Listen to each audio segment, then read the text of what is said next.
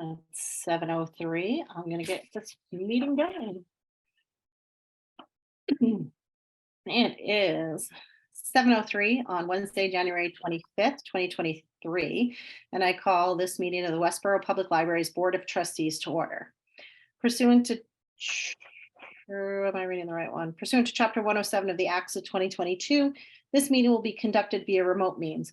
Members of the public who wish to access this meeting may do so in the following manner by obtaining the Zoom address from the library website. No in-person attendance of the members of the public will be permitted, but every effort will be made to ensure to the public can adequately access the proceedings in real time via technological means.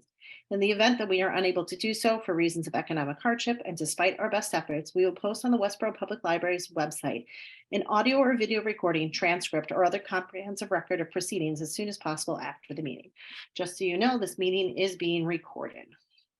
I thank everyone for hopping on Zoom. We had changed to a Zoom format out of weather concerns. We weren't sure what was happening. And at the time, Maureen had asked me what I thought about tonight. The weather seemed a lot worse, and we had exam cram planned for the library tonight. We were concerned about teens driving to the library. So that is why I said, go ahead and close it early, out of caution so that teens weren't attempting to go to exam cram if that weather had rolled in. Unfortunately, it doesn't look like it did, but I'd rather be safe on that than holding an event that would cause teens to head down to the library. So we are going to start off with public forum. I want to welcome several members of the public that I see with us tonight. If anybody would like to take a minute to introduce themselves, or if you have anything to say, go right ahead. Go ahead, Janine. I think you are muted. I'm Janine Mindrum, and I just pulled the papers to run for the one-year position that's open on the board. So that's so exciting. Thank you so much for your interest in the trustees. Yep, I'm really looking forward to the whole experience. Great.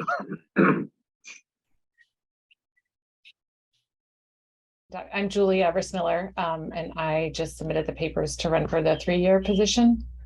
Thank you so much as well. I love seeing so much interest in the library. Just to check, when are those due back to the town clerk? Yesterday at 5 o'clock. Yeah. So there was a change in the date. They were originally due back February 8th. Then realized there was an error in calculation for the date in which they were supposed to be returned by. And so that date got moved up to Tuesday at 5 o'clock. Janine, can I just ask you to spell your last name just so I have it correctly in the minutes? Sure. Mindrum. Great, thank you. Well, I was going to offer to sign papers for people, but I guess it's a little late for that now. Little late. Go ahead, Glenn. I see that you are unmuted. Hi, yeah, Glenn McLeod, and I also took out papers for the 3-year term, one of the 3-year terms. Thank you so much for your interest. And Glenn, how do you spell your last name? MCLEOD. MCLO. One more time. Sorry. I mean, that's all right. I've done this several times in my life. MCLEOD. Great. Thank you. You're welcome.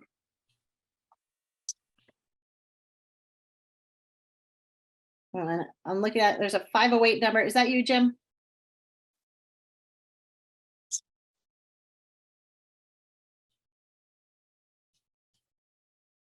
Maybe not. He's muted, but I believe that's the number. Okay. All right. So You got another one, Kate. I think that's Kate. Kate Daly. Okay. Good. Hi, Dot. Okay. So that brings us to Secretary's report. And we have approval of December minutes. I will move to approve those minutes. Okay, does anyone have any edits needed for those? I did not see any. Okay. And we will take a roll call vote, starting with Deb. I was not there for the December meeting. Oh, correct. So I will abstain. Ed? Yes, approve. Kate, Yes. Bill, Lennon, yes. Karen, Yes. Dot, Yes. did we lose Jim? I think we did. He's not on my screen. And Johnston's a yes as well. And then did I see actually in the December minutes that you guys waited on the November minutes? Do I remember reading that? I read the December minutes a while ago. Or am I could be making that up because I read the December minutes a while ago and then put them to the side since it was a while ago. I think we did the November minutes, but we didn't have the special, there was some kind of special there was a special meeting at town meeting. We didn't have minutes for that. Right. Oh, is that what that was? Okay, got it. And nothing happened there. So Oh, it happened in terms of our meetings. And who just seconded that? That was, Sorry, that was me, who was me? Karen. Okay, thank you. Okay. All right, next up would be our treasurer's report. Let's take a second to pull that up. Anyone have any questions on that so far? And I don't have any questions, but there two formats appeared. They're both the same. There wasn't an update, right?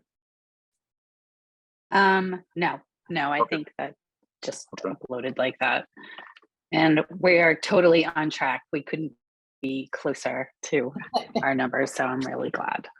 Okay. That's good. Okay. I have two questions. Yeah, go ahead. Lynn, my understanding is there was an issue with the leaves cleanup and that got sent to the town hall. Did that get resolved? It did. Okay. I don't know if you want to speak up, Maureen. Yeah, so I talked to Earl Story about it because we got invoices in January for leaf blowing by JB Sawmill that was done in October and November. And I wanted to know before we paid them, if we were required to pay them or if that was covered under the town's contract with JB Sawmill for fall cleanup. And what I found out is we are covered under the town's contract for snow removal, but we are not covered for leaf removal.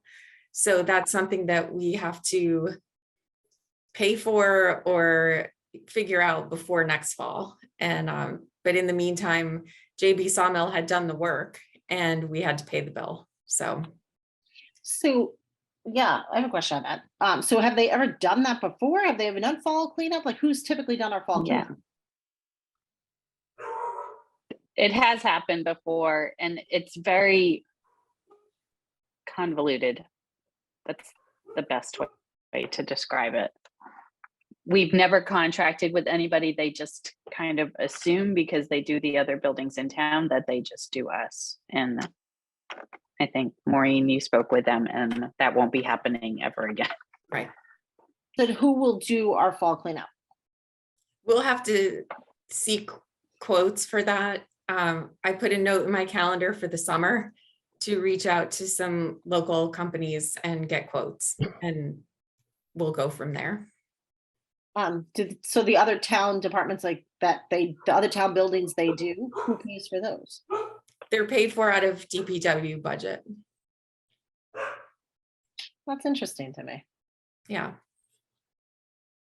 I'm satisfied to get paid, and Maureen, as long as they're addressing it for the next year, Mary, I think that's the best way. to do it. Yeah, I mean, absolutely, they definitely should be paid and we'll figure that out. But I definitely think we should look further into this. Maybe sit down and have a conversation with powers that be. Absolutely. is there a reason where the only town building that the town doesn't pay for that for? We're not really sure why that is, Kate. Oh, Yeah, I think we need to look into that. Yeah. Yeah, it sort of makes sense to get DPW's buying power in there because if they do all the town, but I have to see how that works out. Yeah. Okay. And the second question, Maureen, attending the Civic Club, I noticed there was an item left open that amounted to $1,700 that I thought we were gonna go back and ask for money because you found different ways to get the passes paid for. And I would strongly request that you submit something to them because next month they come out with their budget, whether it's passes or something else. We've talked about it before, but it's an open item and there was chuckling around the room that, you know, the library doesn't need the money. They didn't come back and ask for any money. And I don't want that to be there. So please do Okay. something. Yep, I will. Thank Okay. you. Any other questions on budget related things? Well done as usual. Oh, it's a great format. Okay, so then I will take a motion to accept the treasurer's report. Move to accept. Also move. And Second. I'll second Bill's then. Well, I know I Yeah, can pick confuse the one of us. secretary. okay, we'll take a No, vote. Bill wins, sorry. Deb, Yes. Ed, Yes. Kate, Yes. Bill, yes. Karen, Yes. Dot. I'm taking a stab at Jim. I don't know if it, Yes. Oh, fabulous. Hi, Jim. And myself is a yes. Okay. I do not see Wendy on this call. Am I missing her? No, she told me this afternoon she didn't really feel comfortable presenting on Zoom. So she's going to come to the next meeting that she's able to and do an update presentation. They did really well at the book sale. I can report that. They had a great Saturday, Sunday book sale. And I think you all know that library mini golf is coming up. They've already raised $4,600 through sponsorships of the holes, and they'll still be making money from the ticket sales and the raffle tickets. So earlier today, I sent out a sign up genius. They're looking for additional help at the check-in table where people will come and pay and get their golf club and their golf ball and their scorecard, and at the raffle table and refreshments. So if you are able to give an hour on Friday night or Saturday morning, they would really appreciate it. And thank you to those who've already signed up. I know Ed hopped right on there and so did Jim. So thank you for pitching in. Awesome. I'm very excited. I'll be I'd like happy. I'd like to make a comment about the Friends. Maureen and Mary, I was recently invited to talk to the Southborough Library. And in the discussion there, they mentioned two communities, one being Shrewsbury, and there was another one up on the North Shore someplace. But the one on the North Shore actually went out and knocked on doors and explained what their library was going to do for a renovation. And I think we talked about it before to get the Friends a little more active in supporting the activities beyond just the monies from the book, which is excellent. There's no question about that. But I think if we could get some more people involved in that based on the round of applause, or not, the round that Julie brought to the town meeting of people that support the library, maybe we could get some new interest in the Friends and help them along. They're all good people, but I think they need a little bit more. And as I said, I think over the past couple of years, there is something in the National Library Association on the various things that the Friends could do. So I'd like to see something somehow or other to get them more involved and active because they're in the community. They can help us. Bill, just a clarifying question. Was it you saying that the Friends went out and knocked on doors, or? Yes, and the town escapes me. I can get it to both of you, but.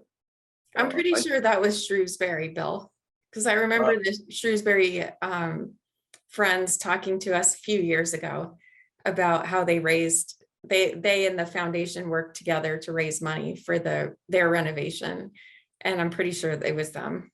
Yeah, and there was another community that they talked about that also went out and maybe they didn't raise funds, but they certainly went out and knocked on the door to let the community know what was there. We all got a little poster card, but these people actually knocked on the door and discussed it. So I think that's one activity, but I think there are other activities that we've talked about before. And it's important for the community to hear support from within our ranks, if you will. So could be a task for next year.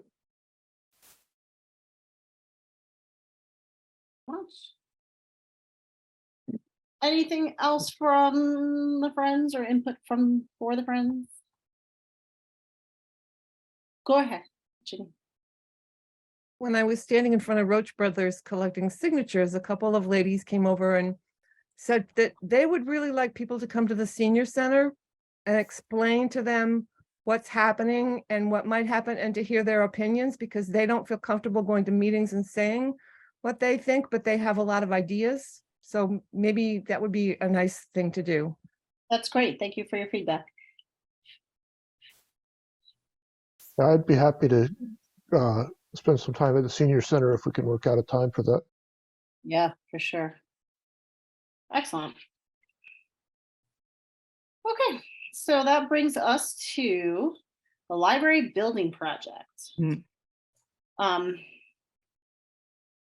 Yeah, Maureen, do you want to touch base on the December fire? And it was in your director's report, but I think it's significant enough to talk about separately. Yeah, the reason I wanted to put it on the agenda because I just wanted to make sure the information got out there. And so the last week of December, the 29th, I believe, I was home with COVID, and I got a call from Lynn. I got the call no library director who's home with COVID ever wants to get, which is there's a fire in the building.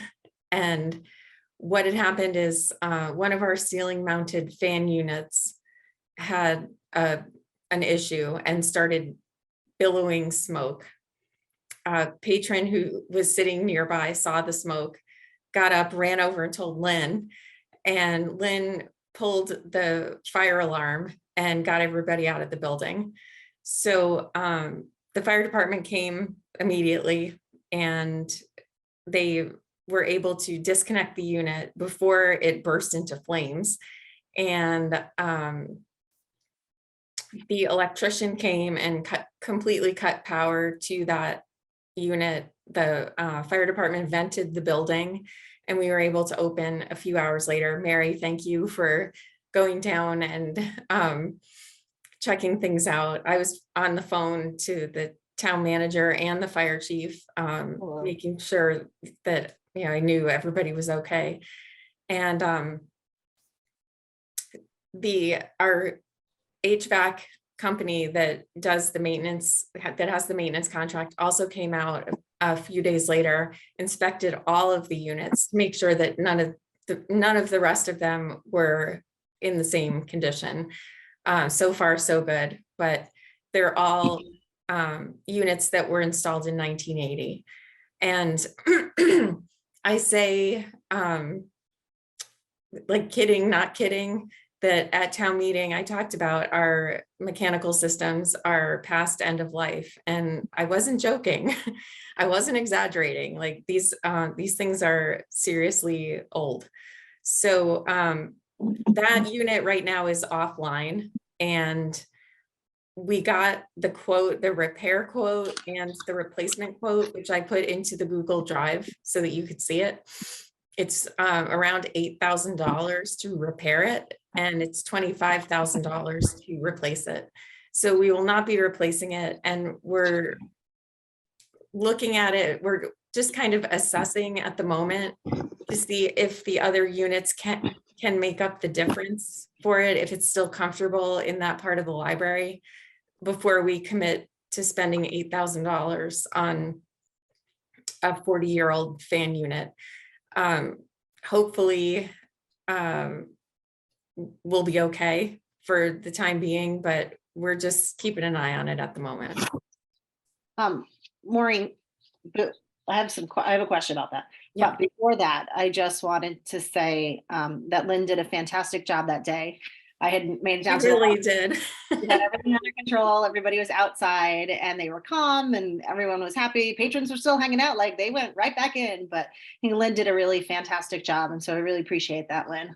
Between you and Cliff, you had the situation handled with grace and confidence and a smile on your face in probably what was a really terrifying moment. So thank you so much for your hard work. Question on that. Well, go ahead, Deborah. So just talking about how the mechanical systems are old and all the units are of that age.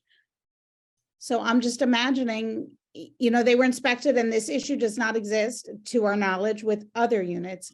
But let's say tomorrow, all the units started billowing smoke, God forbid. But let's just say that happened.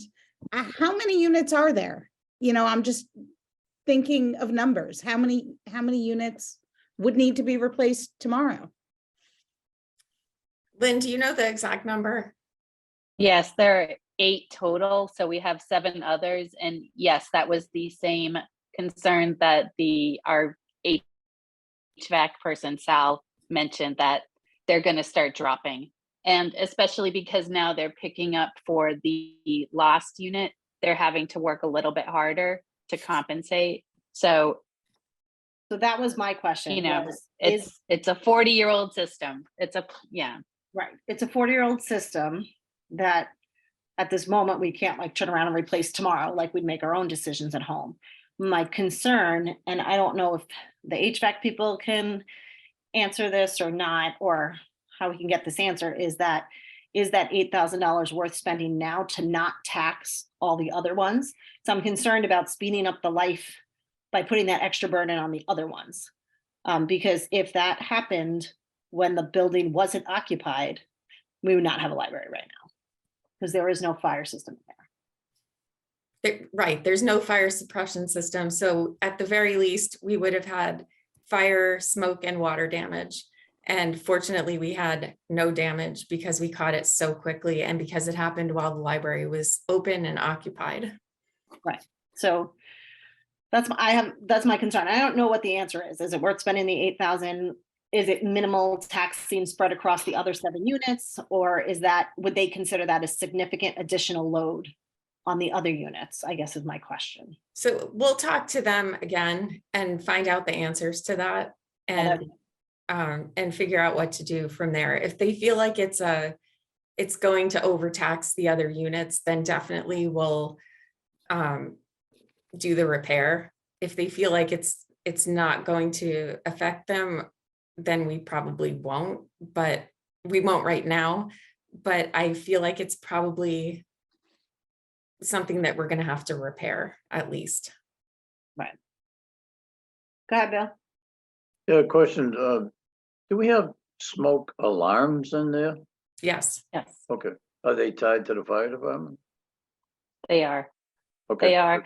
Good. We were a little bit concerned because we had to trigger the fire alarm. The smoke did not trigger the fire alarm, which was a little bit surprising.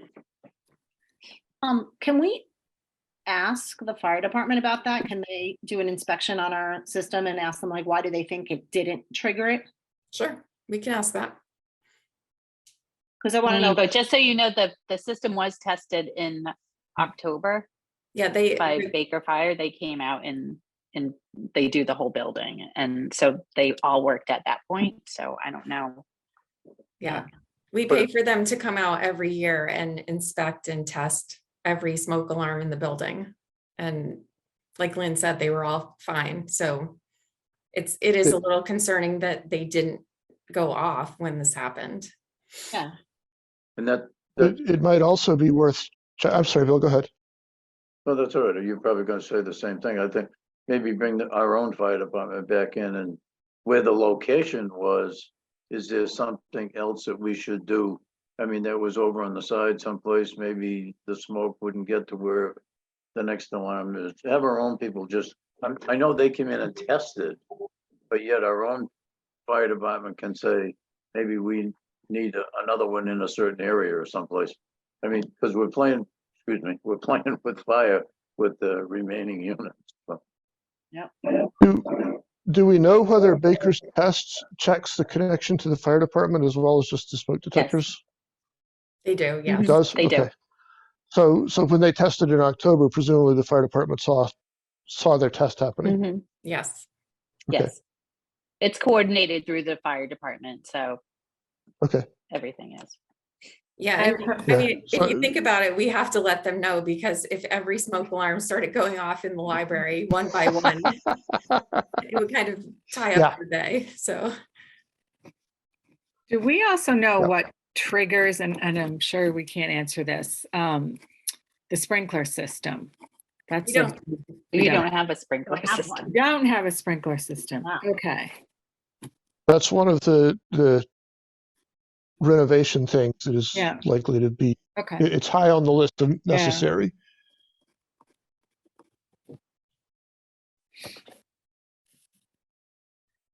Any other questions about? So basically, we have fire alarms that in theory would go off. Yep. If they went off and contact the fire department, but there's no sprinkler systems. Correct. Correct. Is there any other component to our fire safety system? We do have fire extinguishers throughout the building. Okay. Manual one. Yeah. Yes. Mhm. And those are also It occurs- inspected yearly and checked to make sure that they are in operating order. It occurs to me it probably went off because while it was running, it probably caught fire while it was running, and it's probably more likely to be running when the building's occupied because the temperature control requirements are tighter. So, which is maybe reassuring. I don't know. They are running all night long to keep the minimum temperature of the building. So they're on. Mhm. Yeah, but they're on, but they won't actually be, the fan probably isn't spinning 100% of the time. Right. Like I Maybe imagine it is, I don't know. essentially that like morning warm up that kicked it into Yeah. gear. But it is a concern because it is something that runs all the time. Mhm. The question in my mind from the building perspective is whether we can, ideally we'd like to do all of our renovation changes at once and not have to do it twice. Not have to replace all this stuff now and then replace it again with something to fit the renovation. But we have to balance the risk of a catastrophic failure before we do that replacement. So something to think about with the fire department, the HVAC company, and the architect and everybody else. So I know we touched base on it at our last library building committee meeting, but when we have that next one, let's just report back this discussion and our concerns so we can take a look at whether or not that's something that should be pushed up separate than the major repair. and Deb, can you make sure that goes on the open items list? Say it one more time. Can you make sure that, No, what did you want to put on the open items list? the building committee to discuss the fire risk in light of whatever Yeah. the December incident. Okay. and over in the notes column, just Maureen's gonna check with the fire department? Yes. Yeah. Yeah. Okay. And I just wanted to add one thing, that the repair of the unit or the replacement of the unit it not within that cost is the removal of the books that are underneath so that they can get in there and take care of it, and the shelving and all that other stuff. It does not include the removal of the It book. does not include that. Is it It's right under the stacks. So we it's would not have to. is it one of those, I know they're not very high because I know they're not high really level. movable. So, Right. ew, Yeah, we- it's a lot. We It's a would have to lot. take out a 4 foot, yeah. probably an 8 foot section Okay. that's double-sided, and it's 6 shelves on each 4-foot section, so 6, like 24 shelves of books. So the books themselves plus the shelving. But can someone move the shelving, or is that something, because I know we had a moving company come in last time when we did the rucks. Yeah, That was an Right. unforeseen big expense, so.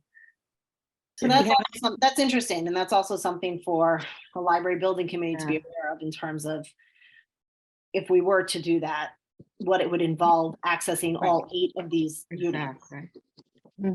Yeah. Do we have any Um, idea what the cost of that would be if we just do this repair or replacement at this time? we haven't gotten a quote yet for Okay. that. I would Would it imagine re- if we that would make the library inaccessible during that time if we're doing, if it were to be all 8 of them. if we did all 8, I'm sure it would. If it's yeah. I was going to ask that question for just the one. Would that be a library closing event, or could we do it in You would off have hours to, or something? well, No, probably not. We probably wouldn't have to close for that. We would close off that side of the library, but the rest of the library, I would imagine, could still be open. Unless there was welding or something that they needed to do, but it seems like if we were just doing that one unit, if we were doing all 8 units, then they're on both floors, the children's and adult areas, and we would need to close for that, I'm sure.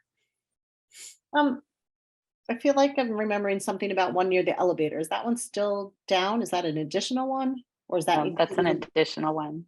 So there's Yeah, 9 total? they're in the middle. Yeah, they're in the middle of repairing that. I think, Mhm. is it up and running now? I can't. I think so, yeah. Okay. was- I That know was they were done waiting for a last- part. Yeah, that was done last Friday. But most of that is still 40 years old. Yeah, So, yeah. So unless they redid all the electrical wiring throughout, it's still a vulnerability there.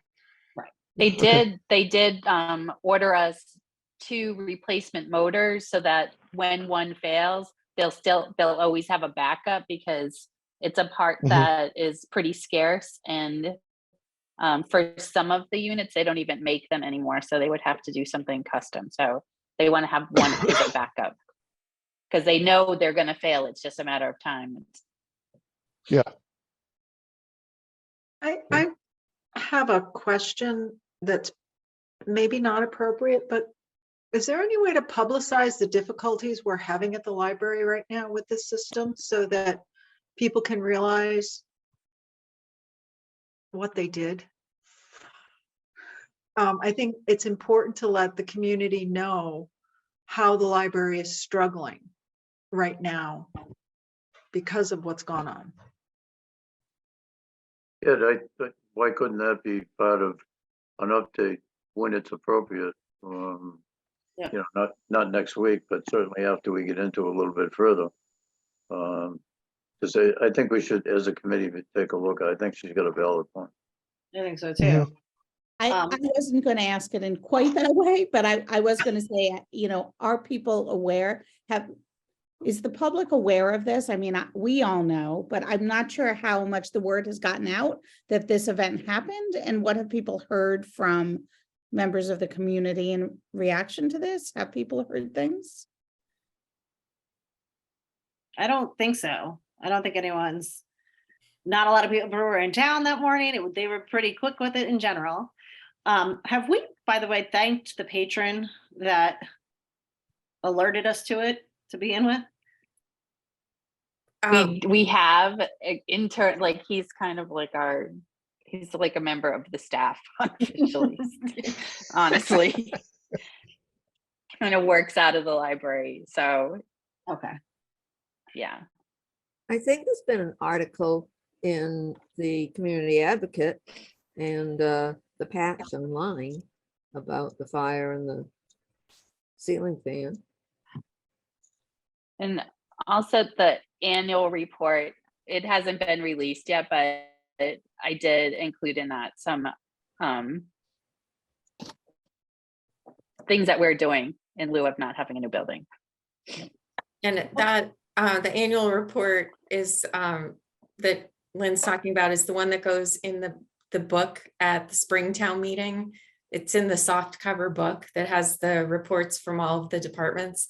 And I put that in the Google Drive for you so you could read it. It's the calendar year 2022 annual report. It's not our fiscal year.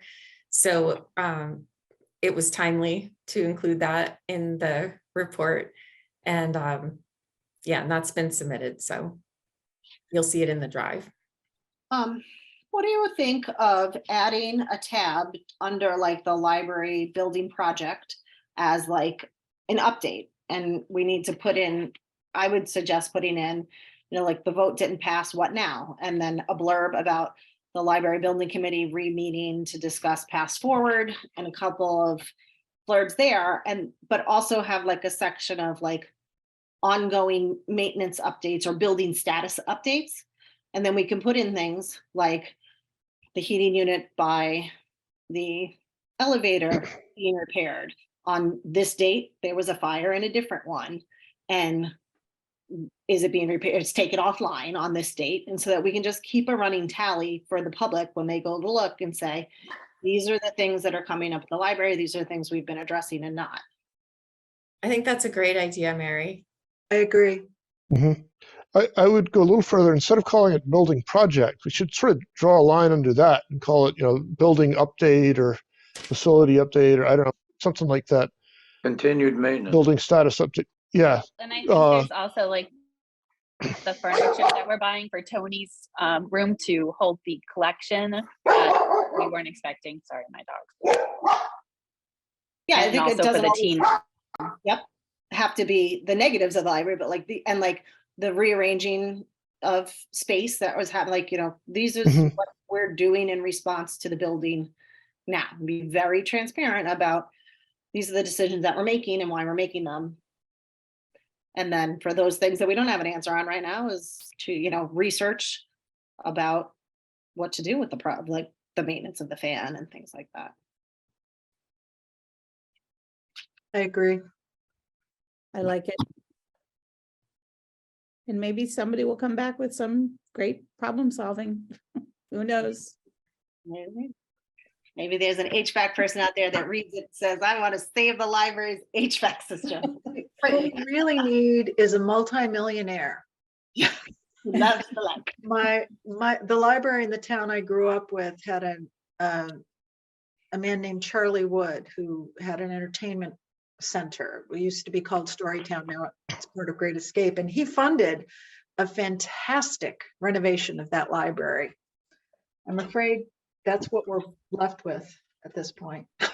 Wishing. Somebody like that. We'll see. Well, somebody wants to give me several $1 million, and I'll take on that position.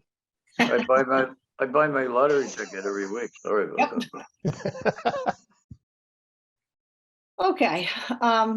Any other questions about or thoughts or comments on the fire and that system?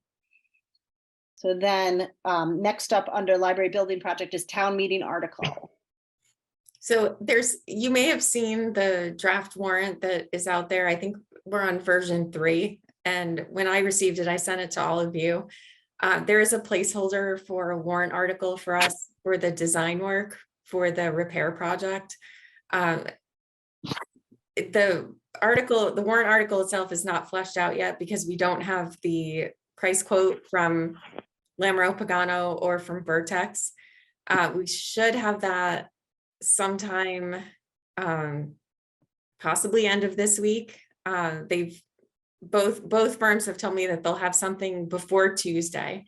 I was hoping that there would be something before the library building committee meeting so that the committee could review it before the meeting and not be presented to them at the meeting.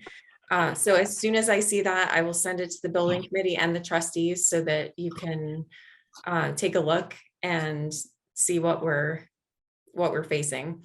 And just to remind you that this is for the design work for all of the repairs and the renovations that we need. It is not for the actual construction of those repairs. That will be a separate request at a future town meeting. This is just for the design. Maureen, is this, are they doing just the schematic design or the full design? Is that what they're giving us quotes for? I mean, I think they're going to give us quotes for both because I think that's what we asked Okay. for. okay. I'm sure this question was already answered, but did we have to go out to bid for this? No, we didn't, because the Okay. way the contracts were written with Lamero, Pagano, and Yeah. Vertex, we Yeah. could continue with them. Oh, okay. We verified that with the town's procurement officer, Good. Shabcon. And I thought we could, but I wanted to verify it, and That's- she verified that we could. That's perfect, because I know that came up a couple of times. I don't know if a town meeting, but one of our trustee meetings that why aren't we using, I don't know, I don't even think it was a DPW. It was, another freebie that the town, because they're not architects is the bottom line, but okay. Just so you know, it was also discussed at the library building committee. It was brought up by Steve Boudelaire, a recommendation to input to be seeking out other architects as a second opinion or a Yeah. different avenue. And so there was a generally quick but in-depth conversation about if the building committee saw a value in that, and everybody unanimously voted no, because we just went through the extensive process of interviewing and sorting them all out. And so everyone felt very strongly that this was the team of experts that we should stay with.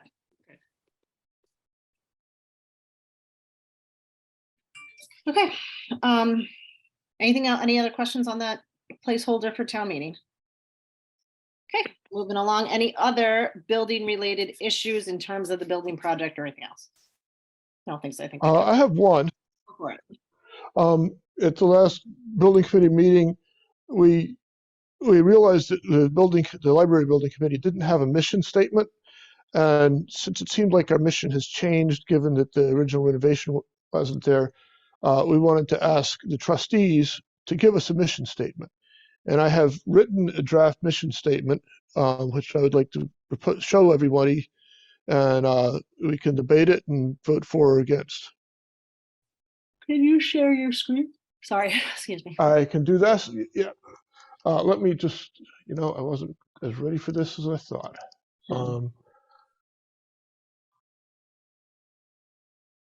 Okay, here comes this sharing. I want to share this one. Okay, and can you all read that? Is it big enough? Yes. Okay. Can you so- make Up the markup. Can you make it bigger? I can make it bigger. Let's see. You should, I'm going to grow the font. okay, perfect. How's That's that? And And I will. yeah, do you mind taking off the markup just while we're talking? Oh, the paragraph markers. Yeah, sorry. Yeah. I use them all the time. And let's see, pardon me. Okay, there you go. Thank you. Is that visible to everyone? Mhm. I don't think we need it now. If people have major changes, but of course, if we want to vote on it now, that I'd be happy with that too. I'd recommend Okay. that we approve it now, put a date on it. And if someplace in the future that we need to modify it, we change the date and call it an update. But to me, this. Yep, that works for me. I have one comment. Shoot. The way this reads to me, that the committee exists to advise and support me and the trustees, which sounds like I would not be a member of the committee. I or a future director would not be Yep. part of the committee. And I think that is really important. Yeah. Good point. Yes, you definitely need to be part of the committee. So I should take out the director. Yeah. Okay, so making that change. Would it be worth moving the library building committee, including the library director? Or is that not necessary? I think it's. I think it's not necessary. I looked at a bunch of other building committee things, and some of them listed who was going to be in it. Some of it gave a lot of details on what the building committee was supposed to do. And after thinking about it, my opinion, it's kind of overkill. It's got the trustees will know to appoint the building director. The trustees are responsible for the appointments. So I think it's a good But we question, can- but the director, Maureen, is both on the building committee and then as director of the library. So I think Ed's correct on that. Sounds good. I just wanted to be sure. Thanks. Yep.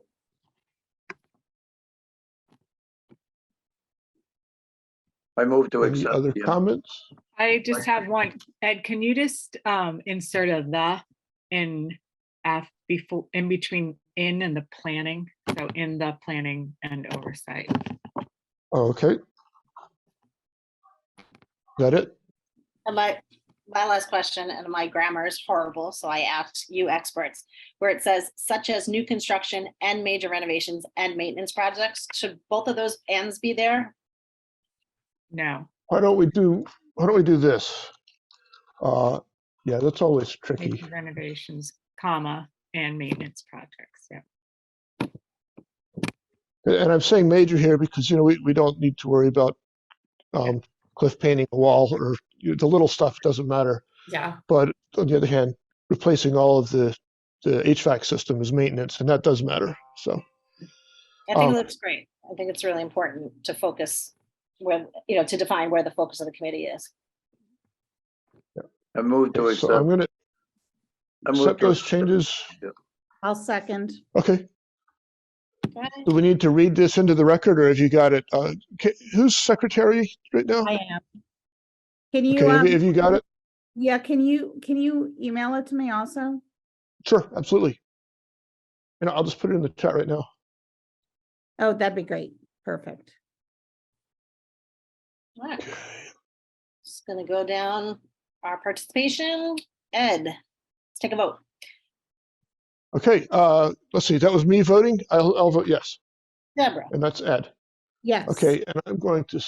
I'll leave this up. Jim, Yes. Bill, Yes. Dot, Yes. Karen, Yes. Kate, Yes. and myself is a yes. Thank you so much for that. Okay. Ed. It's very Oh, helpful. thank you for the rapid vote. I think that'll be. It'll make our job clear as the building committee. And do you mind sending out a notice to the library building committee that the trustees voted on that and accepted that mission statement? I can take care of that. That'd be great. Thank you. Okay. Any other library building committee issues? Yeah, Go ahead. couple of comments. In the last two select board meetings, they've talked about doing studies on future and upcoming new buildings, renovation to buildings, et cetera. And I think it would behoove the trustees or delegate it to the construction committee to be a part of that and stay on board.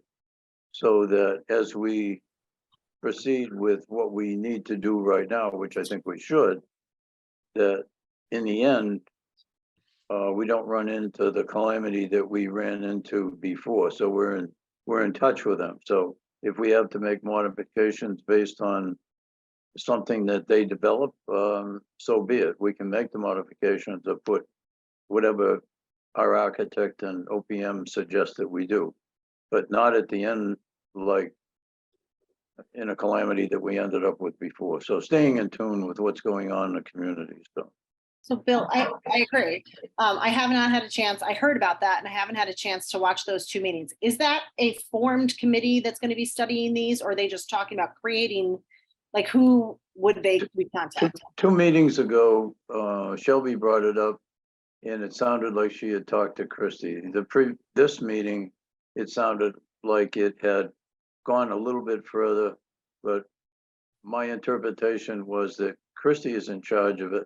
I don't think there's been a committee formed, Okay. but I think that we should stay. I mean, one of us should go back to Christie and get in Maureen, or delegate one of us to go back and have her make a statement as to when and where and whatever, but make it fully aware that we want to stay in touch so that we don't get blindsided later on. That's all. I can take that on. I can reach out to Christy and let her know that we're aware of that and, just want to find out what's our best way to stay involved in that as we move forward. I do think it's something that we should delegate to the library building committee. Sure. I don't mind doing it since I'm on both, but so that they can keep track of it and report back to us if there's anything that we need to get involved in on that. Okay. And the other comment is, Mary met with a series of people, but one was Steve Boutillieri, and I tagged along, and I felt that in the end, it was an excellent meeting. Steve has and represents a few people in the community, and he had some details that he didn't fully appreciate. And that brings us back to, I think we, trustees and the building committee, have got some homework to do in the fact that too many in the community don't understand the process that we have to go through. And as I explained it, in order to get a project through, whether it's renovation or a new building, if I start at the back end, it's got to be approved by the building department and go all the way to the front. We have already gone out and selected appropriate team of 3,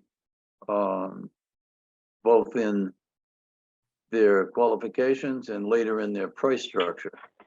Steve didn't seem to be aware of that, and I'm not sure many in the community do. And while I think it's a community thing that needs to be done, that being the select board or whoever in town hall, it behooves us to do that so that we're not at the 11th hour running up similar things. In the end, Steve was, while he came with a chip on his shoulder, he left with appreciating what Mary had to say and some support from myself, but that we took the time and explained to him, and he didn't understand a lot of the things, and it took back some of the things that he had said, or it modified, if you will, some of the things that he had said both at trustees and building committee. So we've got other homework that needs to be done, and I think if we continue to do that, it takes a lot of time for Mary to go out and do all of these, and I told her I'll be there, but any one of us that can support her in doing it with all the other activities she's got in her own work and family, etc. But it's a customer service point of view, I think, for us to reach out to the community to make them understand that we did do the process right. Yes, it took a long time and the price skyrocketed, but there's a missing gap that we need in the short term or in the term when we come back to them, that we have to educate the community. And it's not just us, but Maureen, if you can talk to Christy and or select board and say, help us, whether it's through the community advocate, which they're more than willing to do, or whether it's through some communications in the town.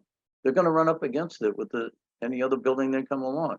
We have to be the first one, but we got to educate the public. The public drives it. Nobody understands. They'll come up to any one of us and say, who approves all these changes? And I'd say, you do. And they said, no. Oh yeah, you do. You did town meeting. Well, I don't go. Well, tough shit. You got to live with what you get. But we got to educate them so that when they come, they don't lambast anybody but us in the last case. Enough, but I think we've got some work to do.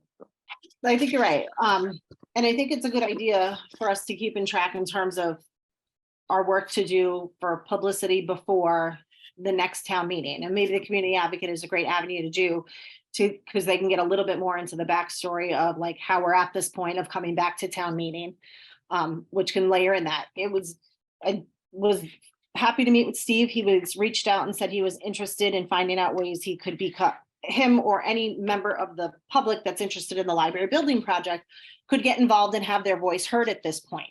And so that kind of started off the conversation, and I said, I'm happy to sit with you. And our library building committee is formed, and it's formed at a number that the trustees are happy with, and it is made up of the important components of town representation that we wanted. But that the community input is something that we always want. And then, he said, well, can I ask some questions? Absolutely. But what became very clear to me is that he was, yes, he has a little bit more information than the average person, as we saw at town meeting, as he gave his own presentation, but he was kind of representing to me the average voter in town who heard about this, didn't know a lot about it, kind of relating things to like, well, if I was doing this in my own house, this is how I would handle it, and didn't have the background information to make a sound decision on a municipal project when it came to town meeting. And I think that is the area in which Bill's talking about the process and us having to educate people. And as we sat down and talked to him and explained certain features, and for instance, like that we've already did a very extensive interview, and I said to him, there's multiple meetings and hours, like 20 hours reading all those reports before we interview them. He's like, well, I didn't know that. Yes, I'm sure most of the town does not know the amount of effort and time we put into the work we did on the building committee leading up to the project. But can we change that for the next time? I think we can try. So I think part of the problem is we did the same process that they do with the schools and all the other town buildings, but for some reason, people suspect the library doesn't have to follow the same rules. And I don't know how you make that clear, because I heard it said over and over again. This is what the schools did. This is the same thing process other projects have gone through. And I don't know how you educate people who don't want to be educated. So I agree with you. I know exactly what you're saying, and we said it multiple times, but I think we perhaps relied on that people knew what that process was when we said we did the same process as the schools. Well, maybe people don't know what the process the schools went through was, so they don't understand what that meant, even though we said it so many times. People didn't ask, well, like, I don't know what that means. What process are you talking about potentially? So maybe not taking for granted what people may know about other projects and just informing them based on our own history of what we've gone through to get to this point and what it's going to take for us to move the project forward. In the school system has a broader base, and they want their kids educated, and they have a telephone system to come in and vote the thing through. In the school does Steve, what's his name, does a great job in explaining things. But we've got to get on board.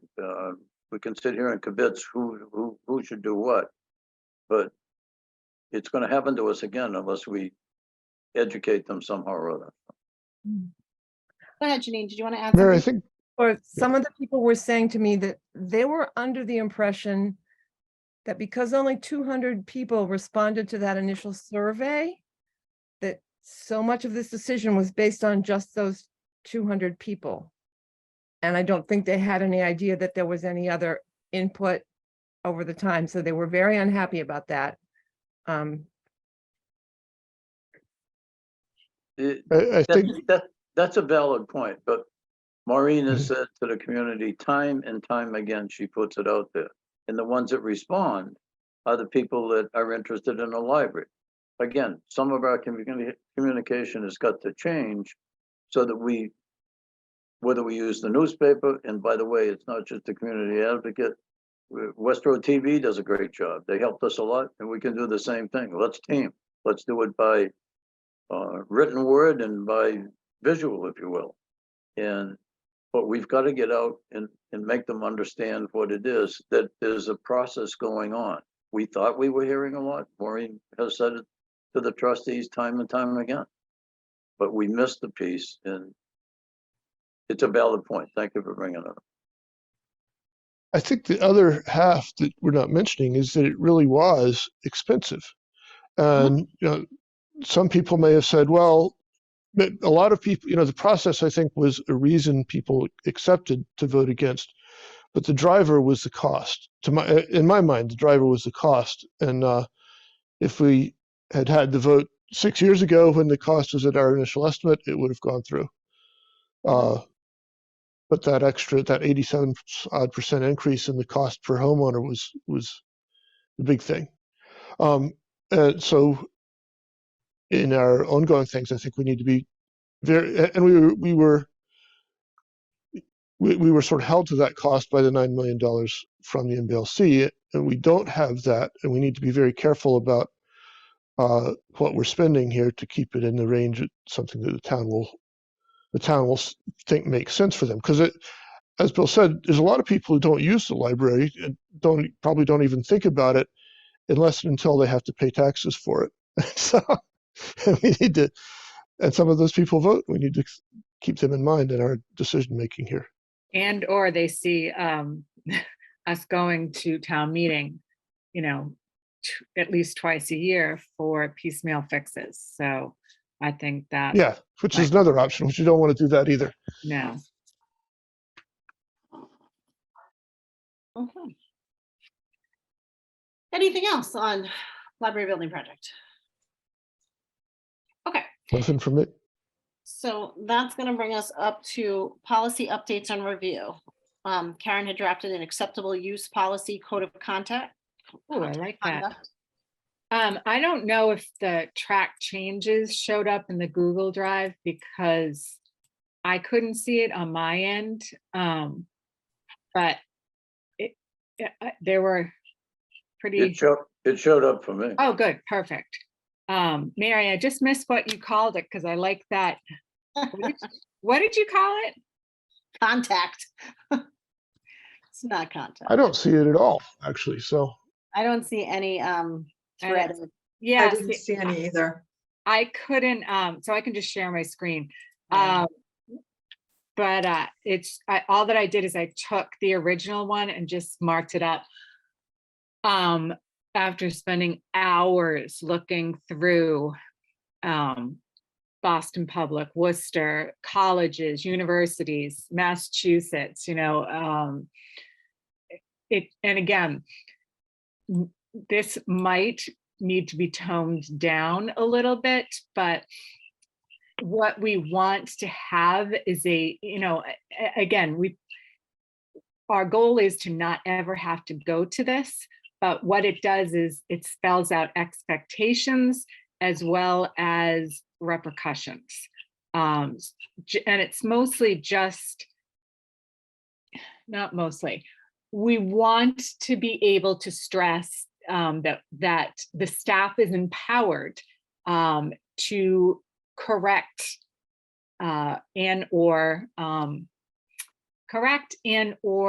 don't know how good way to say this, any misconduct that goes on or things that are against policies. And of course, we can't spell out anything and everything, but it's more flipping to, because we didn't have this in the original, what repercussions might be. So, sorry, I want to share my screen.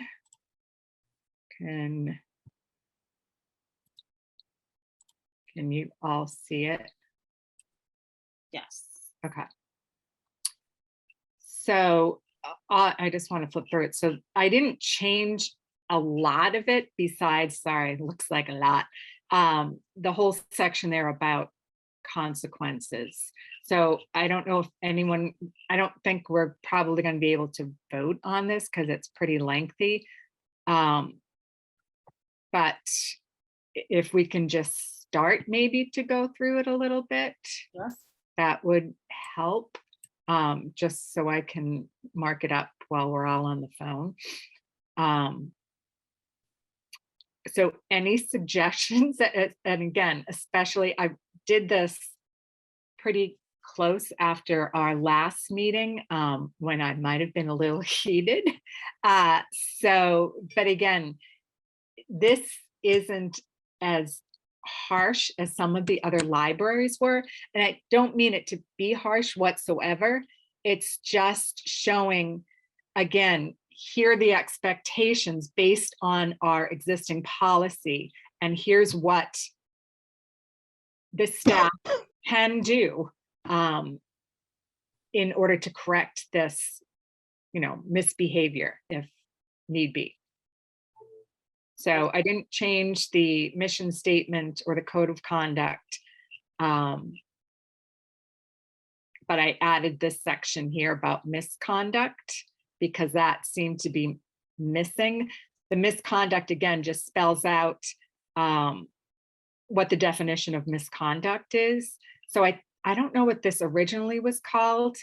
I think the original thing was called, I don't know, was it called public space use or something? Sorry, I deleted it out without actually putting what it was called. I don't know. Acceptable use. Acceptable use, but it was called something pretty generic. So this just brings it down to expected behaviors within the library, as well as things that are, you know, here's a list, but not all inclusive. And it's pretty obvious things that, you know, that's why I put is not limited to, that it may include. So again, didn't change any of this. I added this because, again, this was something that was brought up. I don't know if it was in the meeting or offline to me. Well, I can just go,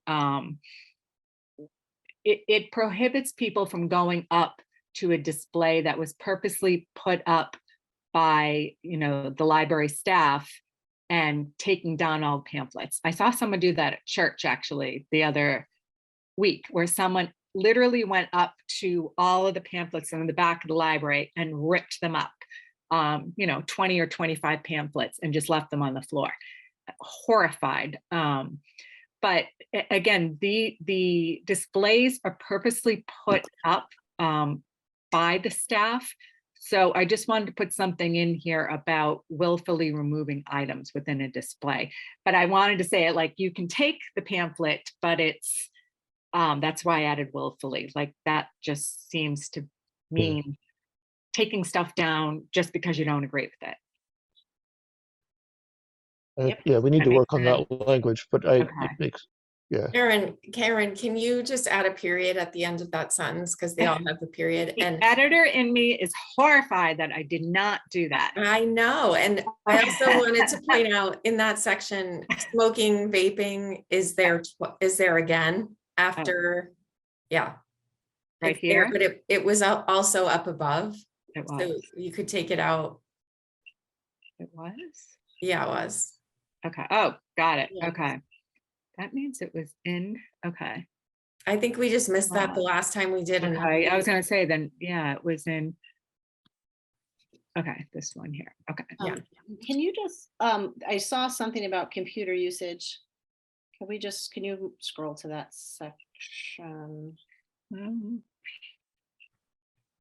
Smoking, damaging, abusing, harassing, interfering.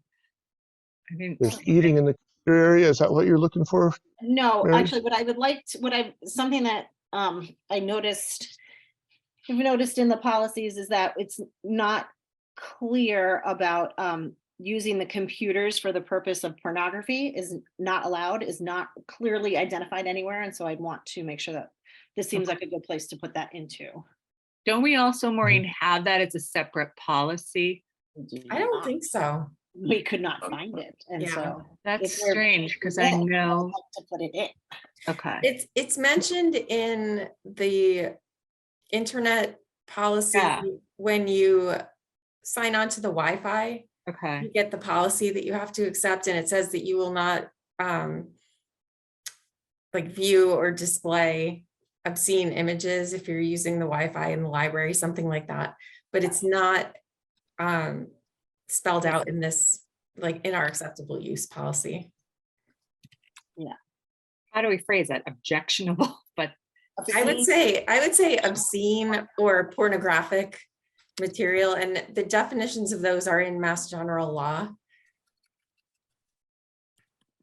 oh my God, am I spelling that right? Obscene. No. SCENE. Okay. Yes. Or pornographic. Because we don't want to add like in view of other, we just don't want, that's just not allowed. Okay. Thank you. So what happens if somebody claims that some of the library's books are pornographic? So we could put in there using the computers for viewing, printing, or displaying. Using- You can, but I think Oh. that's only part of Ed's question. Yeah, I think somebody could look up classical art and Yeah, complain that that's pornographic.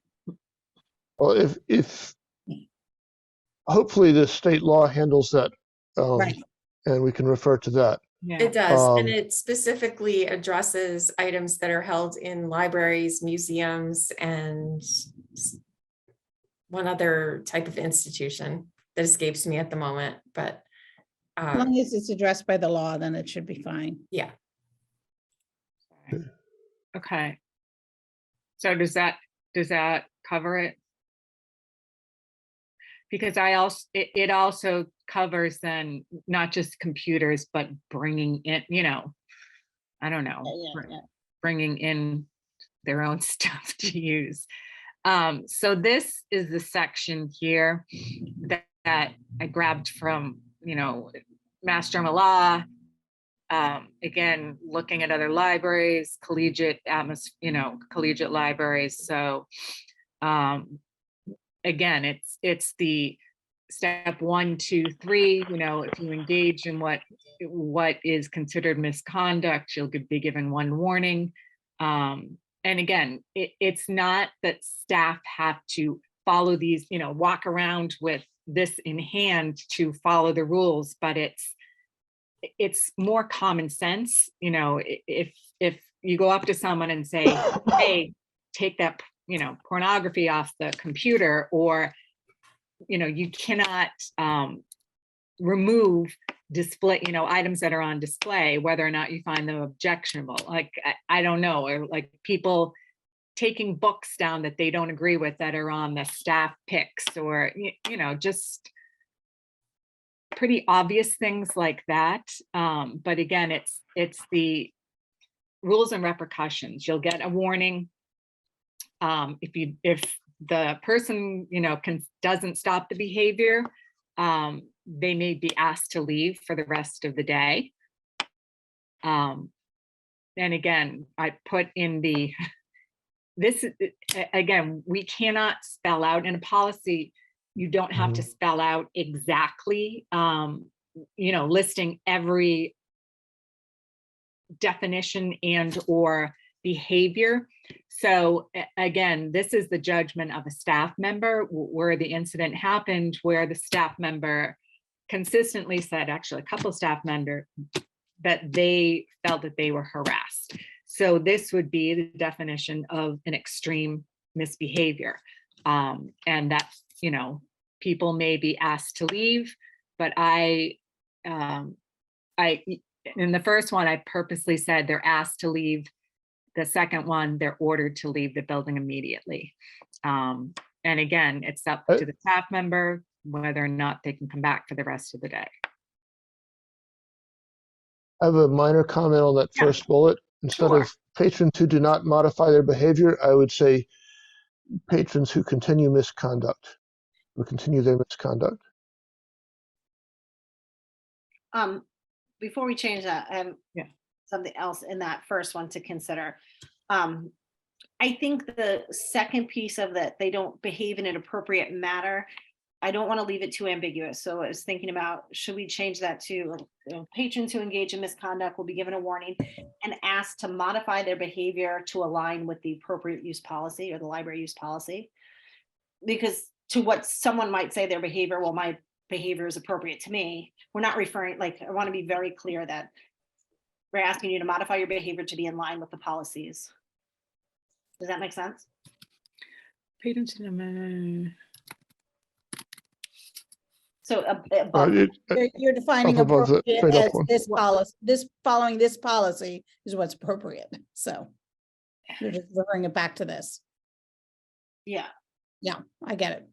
yeah, to be in line with, above that, Karen, right? So it says, oh, no, in that same bullet, yeah, patrons who engage in misconduct will be given one warning and asked to modify their behavior to align with the appropriate use policy or acceptable use, whatever you called it up top. I just, sorry. I just want to make sure we don't specifically say, here's how to behave. We're spelling out what we consider, what is the definition of misconduct. Right, so you know what I'm how do we define that more rather than just not appropriate? You know what I mean? Like. in an because we say it appropriate here, manner. they're engaging in what we define as misconduct. So we could say, put, I like just cease their misconduct. Yeah. They do that In in 2 places there.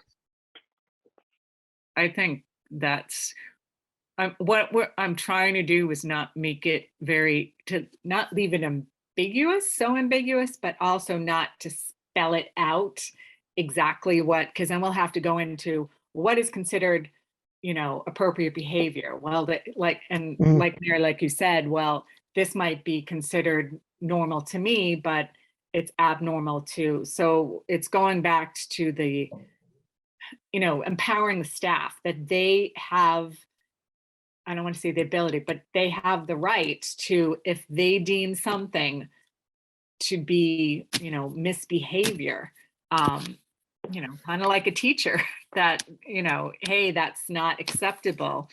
They're not going to get questioned. Well, what do you consider objectionable behavior? It's just, again, spelling out, again, this isn't like step 1, 2, 3, 4. It's so we have something in writing that has a policy of acceptable use, but it's more so what is not acceptable behavior. Do you kind of know what I'm? I almost think that what it says right now, people engaged in misconduct will be given one warning and asked to modify their behavior. They're asked to do something. If they don't do it, Yeah, boom. You're out the door. exactly. I think that's. I don't think we have to stay in line with this policy because the policy already says what misconduct is. And the next bullet, sort of, that's why I purposely put them this way.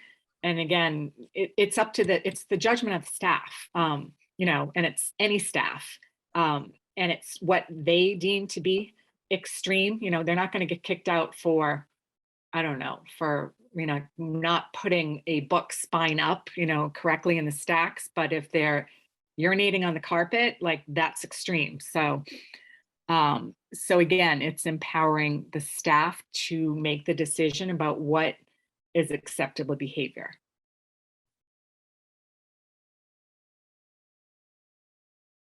I thought that we had this somewhere, and again, I try to use the language may include because it's specifically ambiguous.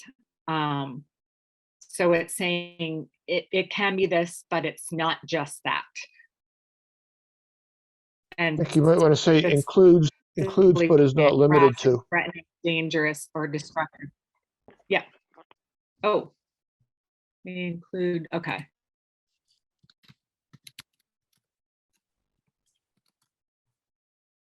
Interesting. Okay. Oh. I don't know why. I think I said at because, well, I'm not even going to bring this up, but mostly the larger city libraries had, if they have an outdoor space, which we really don't, this is more garden areas or cafes or something, or, enclosed porch. They also said it would be, the library premises. And so library premises, I'm sorry, I put it there because most of the language included, indoor, outdoor, and within a perimeter of, and I'm like, that's too specific. So I just put premises. Yeah, I think premises is fine because we do Okay. hold programming outside and we put chairs outside to encourage people to use it as well. So if we're finding misconduct outside that we would make other patrons feel uncomfortable about being there, I think we want to be able to address that. Yeah. Okay.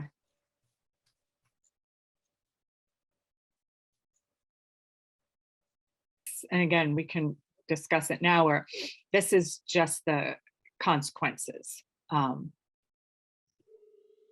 So this was more put in here for legality.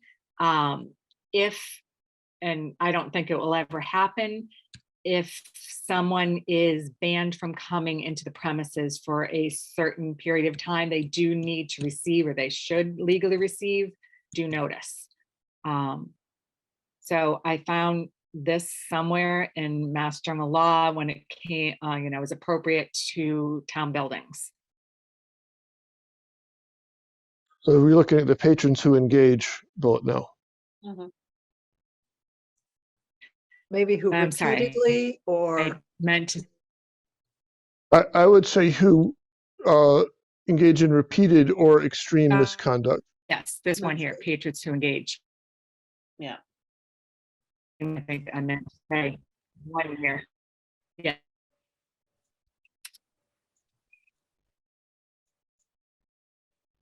And I would say the library may suspend or revoke library privileges for Might be because we're persons. off.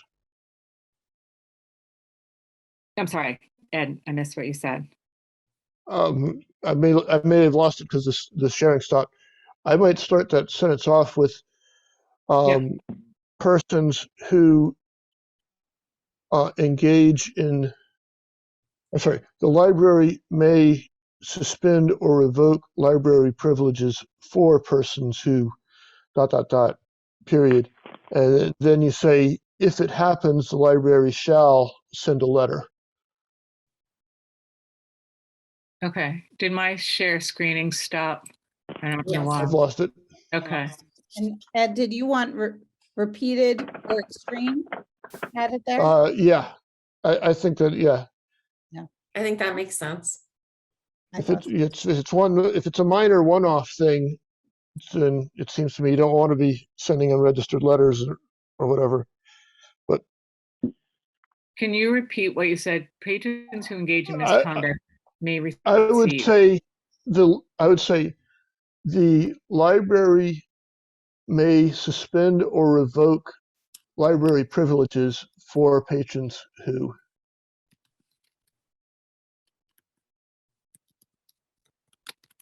Okay, I think you want to say suspend or revoke, just to match what you had. okay.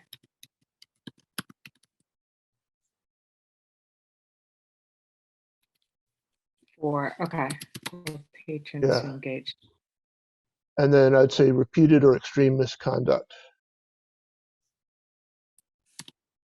Engage in, I'm sorry, repeated, okay. Yeah. And may receive, okay. And then I would just stop and then put a period there. Patrons whose privileges are rescinded or revoked shall receive or shall be sent or something like that. Because if we do rescind their privileges, and Maureen, stop me if I'm wrong on this, we need to make it formal. You are out, and making it formal means the certified mail. Yeah, I think they would need to get something in writing. Exactly. Yeah.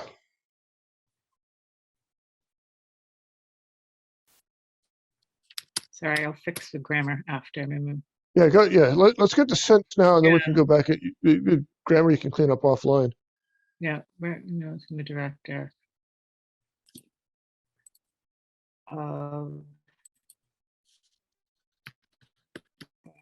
Suspension or revoke.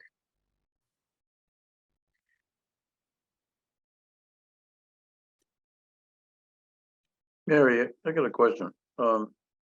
Karen's done an excellent job on this, and as I've proven over the years, dramatically, I'm not the one to address these things. And I think what Ed has offered is excellent.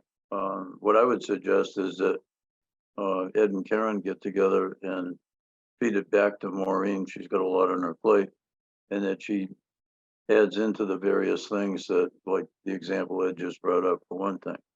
And secondly, Karen, that when you say you adopted it from chapter XXX of the Massachusetts law, that if you can substitute that, or you got more meaning to this, then fine, but at the bottom say extracted from the law, Yeah, so that people can see. yeah. Yeah, The reason why I would not suggest that is because then people will go back to MGL and do a disclaimer and or, you know, here's what it says, and Mass General Law is meant to be adopted. And again, as trustees, we are the ones who are ultimately, you know, can put together, you know, what the policies are. And I took this based on a couple of Mass General laws, so I don't even remember which ones they were. But they were in relation to town buildings. Yep. And again, I just would be hesitant. I didn't see any other policies that reference Mass General law. And again, when you do put that in there, it becomes more of a legality, this is more of a trustees policy, and here are the repercussions. good point. So, Yeah, good point. If we can add in, I'd like to think about adding in one more aspect. And that would be that, I don't know exactly how to word this, but if a patron were to be asked to leave the library, I consider that pretty serious. And I think we'd want to know from both sides what would happen. That say, a patron should expect, like if a patron is asked to leave the library for the remainder of the day, they should expect to be contacted by either a trustee or the director to follow up on this incident. Like I want them to not be shocked that like we're documenting it. So I don't want someone to be asked and it not be documented that, hey, they were asked to leave last month and not everybody knew about it. And, you know, so that we can clearly define documenting repeated behaviors, but also to find out what they feel as if the situation was on that side, because I think there's a lot, it's another opportunity to educate a patron personally, breakdowns of an interaction.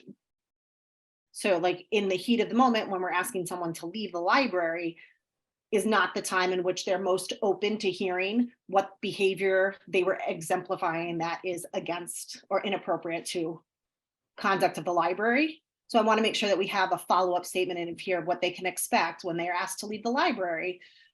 You should expect that we are going to be following up with you either, and I'm fine if it's a trustee or the director, or however you want to handle that. But there's a process that we go through to follow up on these incidents. Like I feel like we have that for the extreme cases, but I would think we would want to do that for any case in which it's not often we ask a patron to leave the library. Mary, can you formulate some kind of a paragraph and give that to Karen so that gets included? I can, I just wanted to make sure like that everyone else was on board with that, or you think that was appropriate? I am. Okay. I am. But Maureen's, Mhm. that would seem, okay. sorry, I have opinions. I have opinions about everything, only because of the last incident. I am not sure that it would be appropriate to engage with individuals who are not going to change their opinion and or mind about, I have every right to be here as a taxpayer. I don't know how often these instances happen. I actually gained a lot of information because I did meet with them. And I listened to their whole side of the story and I learned a lot of information from them. And it was a great opportunity to express how we see it from our end as well. But I just feel like if we're asking someone to leave for the day, whether or not it's a formal process where we then go over, here's the acceptable use policy, and this is why you were asked to leave. And how usually when people are asked to leave, either they have a problem that we need to solve that we're unaware of, or their behavior is not acceptable for our policy. But that heated moment, I don't want the staff to be involved in a back for back with them explaining all this stuff. I would just strongly suggest we put in the word may, and not every time will. Mhm. Because, you know, do we want to get into the realm of anytime someone, and again, I don't think it's that often, gets kicked out of the building, which I don't remember in, you know, that many instances that where this has happened, if any, that we're going to meet with them or someone is going to meet with them every single time. In the last instance, yes, it did help to educate, and I think it did help also because there were so many individuals who showed up for that. So it was more of an educational thing with reasonable people. So put this I'm back fine in with your putting in- court with what I'm you fine with think. putting in a May, but I feel like we should have an expectation that we're following up because this is what we do. I mean, how, Maureen, when, like, how Mhm. often in your time frame do you think you ask people to leave the library? I can recall twice. Once was someone who we ended up issuing a no trespass because of theft. The other was someone who was screaming at staff over wearing a mask. And he just like wouldn't stop yelling at people. So I asked him to leave. But that's twice in 12 years. I think another reason for a May is that we may not know who the person is. Yeah. Right. And in the case of the guy with the mask, I didn't know who he was. And if I asked him his name, he would have probably not told me. So I should say 3 times in 12 years because we had the most recent situation.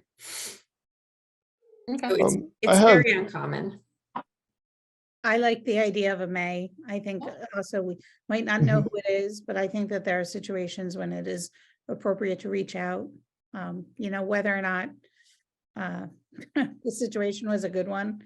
These are our patrons and, you know, it's. So is it appropriate to put it up here?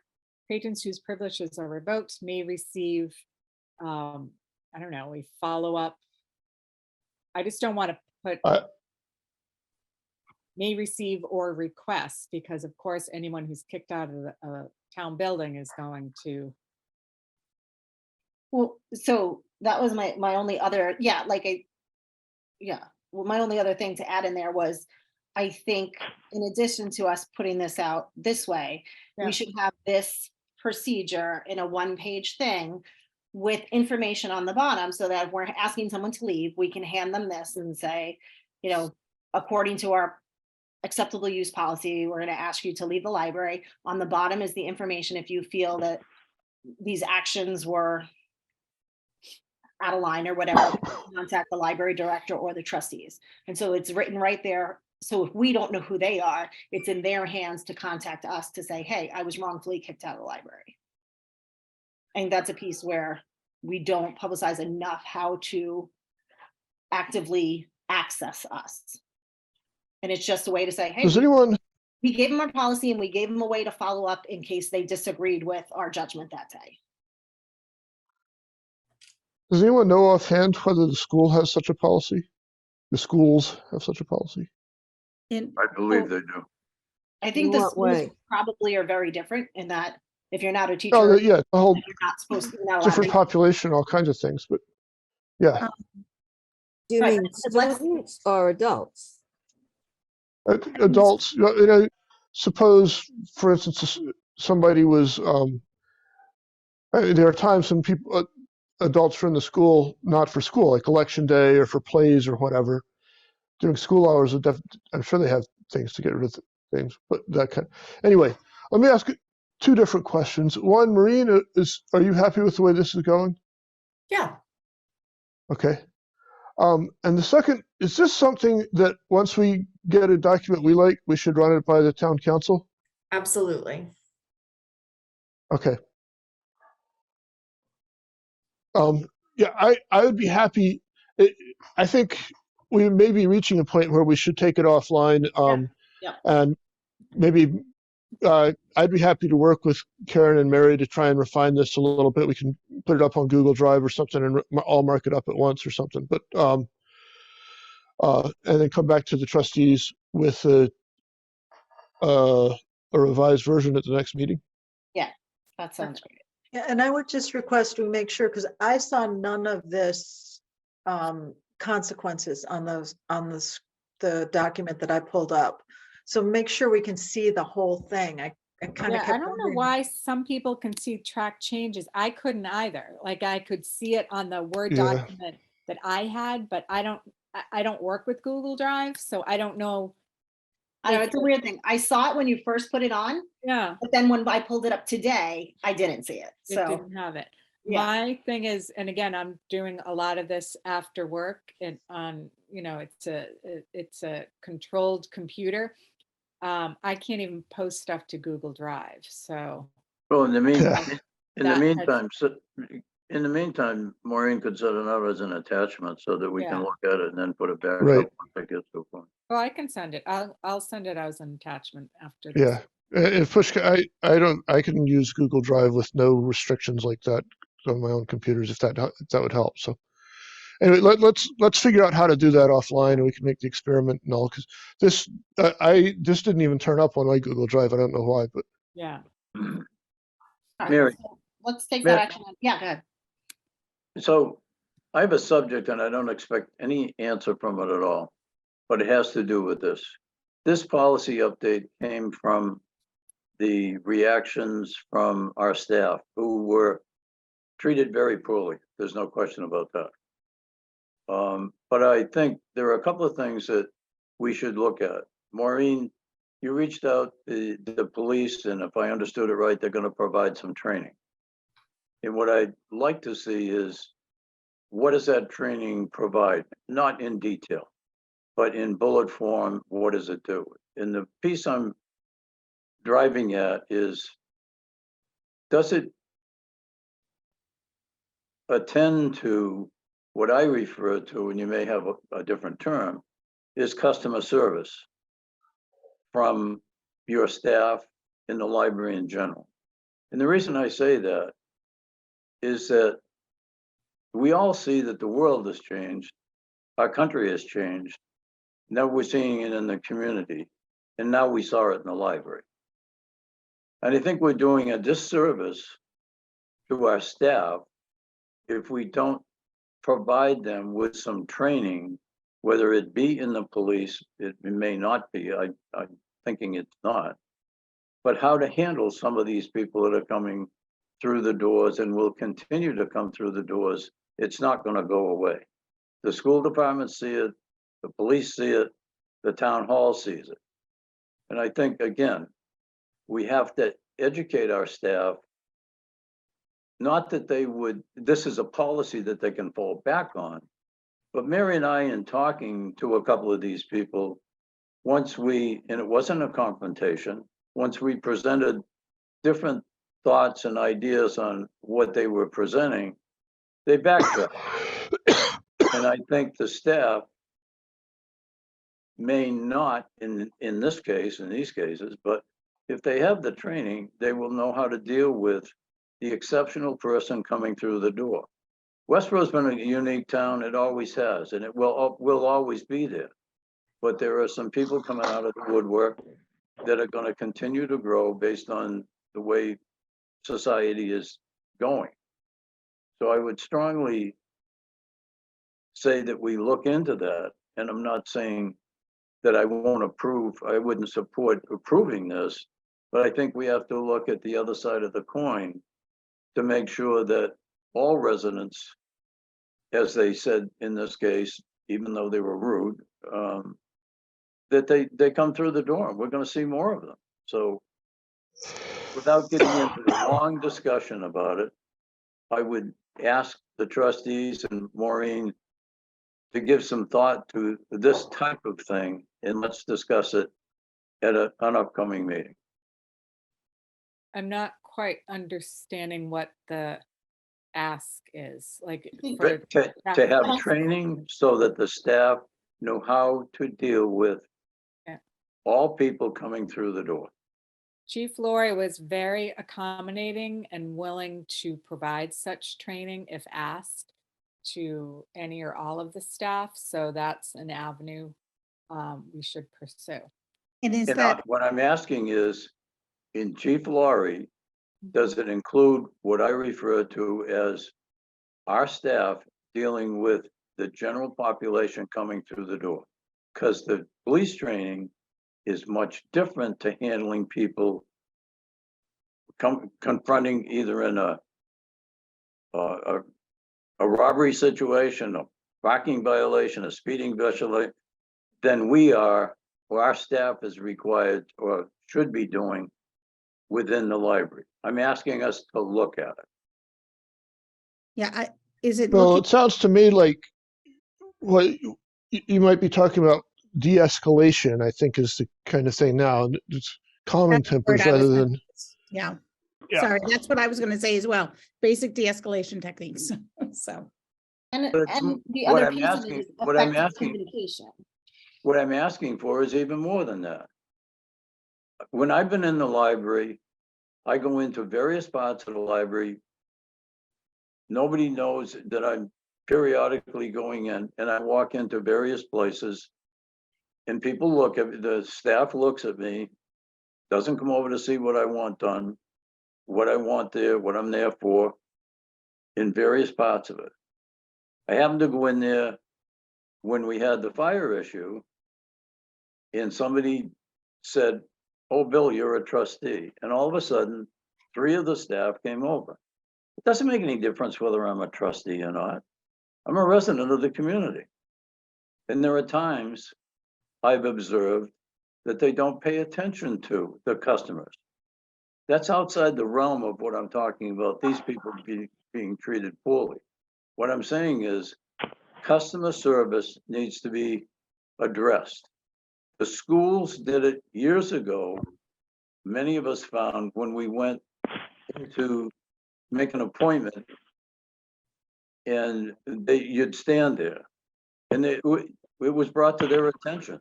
Now, when you go into the getting okayed through the door, "Sir, madam, can I help you?" And it's the same thing with the town hall.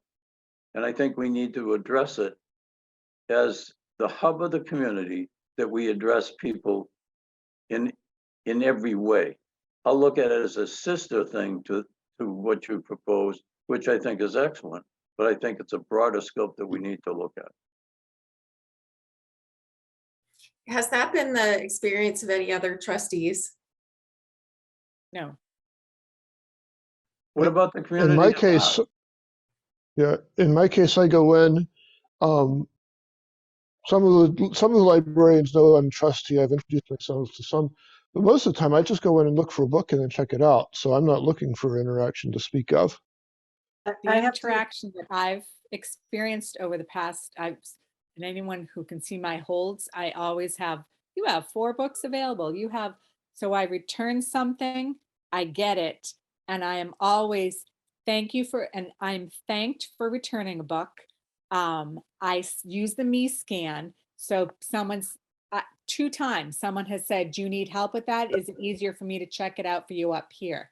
I said, "No, I'm using the me scan. Do you need help?" You know, it was so proactive. And Maureen, I meant to send you an email that, and it happened to be on a Saturday and a Sunday. But every time that I go in there, and again, no one knows who I am, no one. And I go to different areas. It's, and again, maybe because I go in there so often, but I go in there and don't sit there. I go in there for a specific task. So I have never experienced that kind of, behavior, but that's just me. I would second Ed and Karen in that every time I go in, I get smiles. I'm a bit of a misanthrope. I don't really want people to come up and ask me. I'm one of those shopping people who whisks the clerks away, but everybody's always very pleasant to me and, thank you for the returns. And if I go up to someone, they're always very helpful.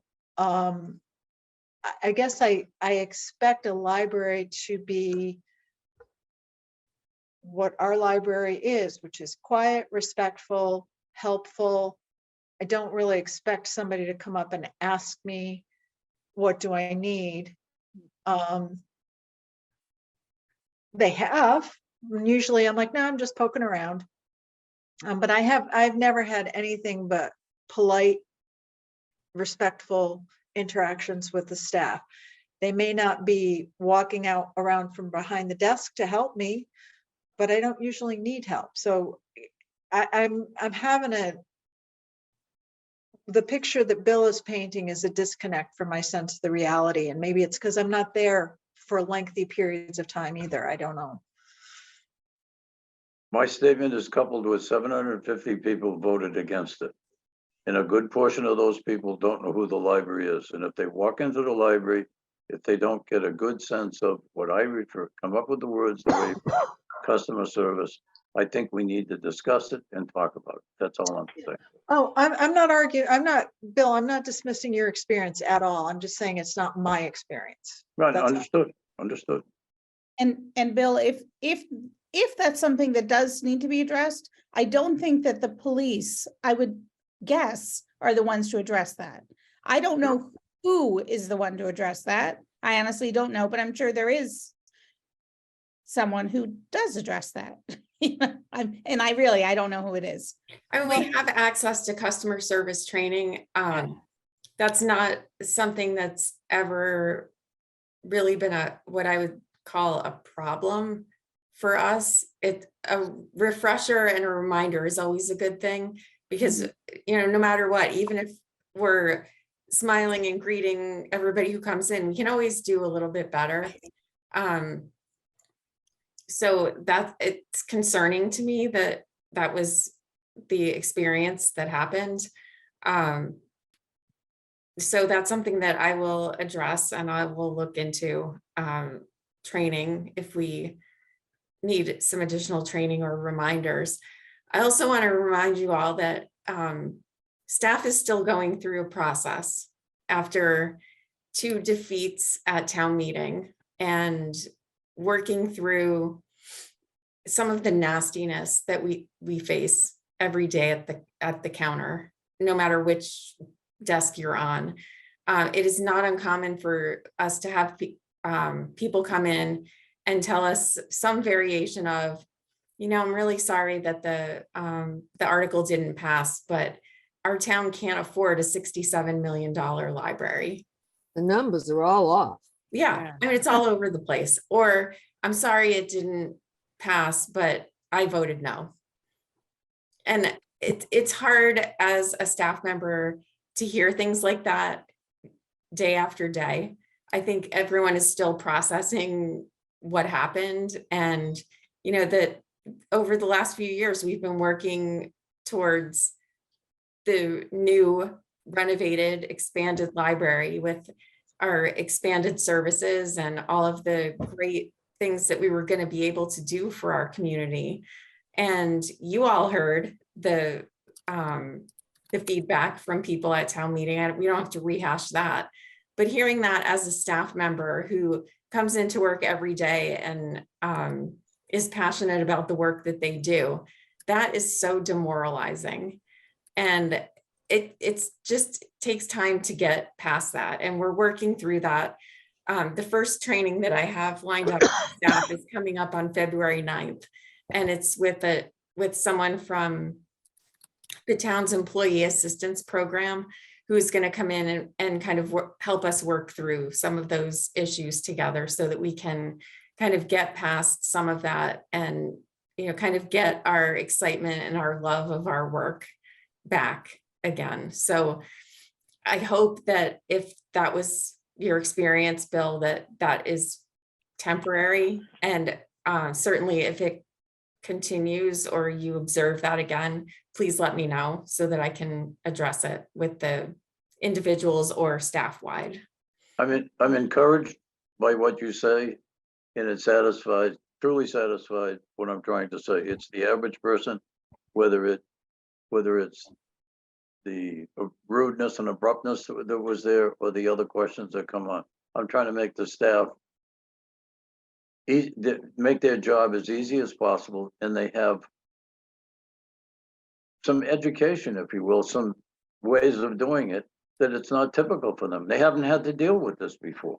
Right. And I'm very satisfied, and I would ask that those are the things that I think should be in your report, that you're digging into things like that, so we become aware of it. I wouldn't have brought this up. Well, I may have said, does it include some of the things I just shared? But those are the things that we as trustees need to know. We're out in the community. We cover all the bases. And quote unquote, I'm the nosy old bastard around here, but you know, I run into the people that voted against it, and Mary and I experienced telling them a few things about it.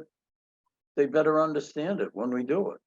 So I'm turning that around and saying, let's help the staff deal with it in the same way. And you've answered the question. You know, it occurs to me, Marina, I had no idea how the staff's interactions had changed over the past few months. And I think it might be nice if you could sort of give us regular reports on that, just as a way to get a feel for what the community is thinking. Sure, I can do that. Maureen, I think that sounds like a very worthwhile training coming up. And I hope that the staff finds that beneficial. I certainly understand why they're feeling that way. And please let us know if there are any tangible action steps that we can take as trustees to further support the staff. Thank you. Just, Maureen had asked, due to the nature of that training, can we alter the library schedule that day to make more staff available to be able to go? And I think that's a worthwhile cause. And then later on, I was gonna talk about, but I won't bring it up here, but I will talk to Maureen and would like to have Mary along with it. A little more meat to the executive report, because as I look, Maureen, it doesn't just get to us. It gets out into the community. And the things that we just talked about and some of the other things that I think we could put into it in more of a structured form, which I suggested once before, that you tell us what's going on. And you tell the example, and let's not get into it right now, but how many people knew about the expansion of the teen and changing and all the rest? I think it's great myself, and I think it could have been a story told either through your executive report or whatever, that it was in line with, I'm assuming it was in line with, we got to make work with what the building that we have. These are temporary things that we're trying to do, but yet I didn't see it in your report. And I think that we need as staff, and the community needs, the community's looking hard at everything that we do. The more that we can tell them along the way, the better off we're going to do. And I will come back to you and Mary with some suggestions without getting any further. Before we leave the staff interaction topic, there are some more recently hired staff members. Some of them seem a little young and a little shy. So they may not be quite as outgoing as maybe you're expecting. Not everybody can, jump out, welcome to the library. And yet they're happy to have you here, and you get a nice little smile and you check out your book. So it just may be a personality thing. They're always lovely when I go in, so I have no complaints. And let's say on a staff point, Maureen, I did go in and talk to Jen to better understand what the teen area is based on their change and based on the critical point of the rudeness that came in there. She explained it very well. And I asked her, is there a mission statement for the teen? And she assumes that we all understand it. And as we converse through it, she said, it'd be good to put something together. It's not only for the trustees, again, it's for the community to understand what that teen zone is about, and the fact that she interacts with the schools and all the rest of it. So if we better understand it, not only we, but the community understands it, it's a growing thing, but let's not just leave it out there with its teen name on it. let's have a general understanding that people support it. So I can talk to you further about it.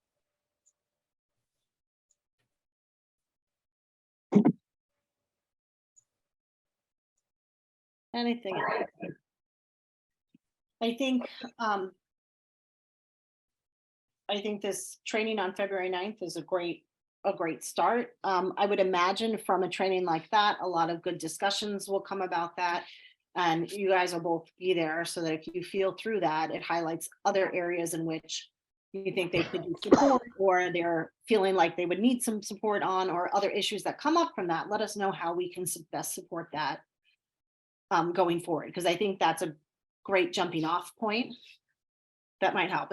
And Bill's right, like as the world has evolved and our community is changing, we're getting people that are more vocal about how they feel about things on all sides of the spectrum than we're used to in the past. And so I think anything we can do to empower our staff to be able to effectively communicate the library's mission in life to them and how we make the decisions we make will help everybody down the road.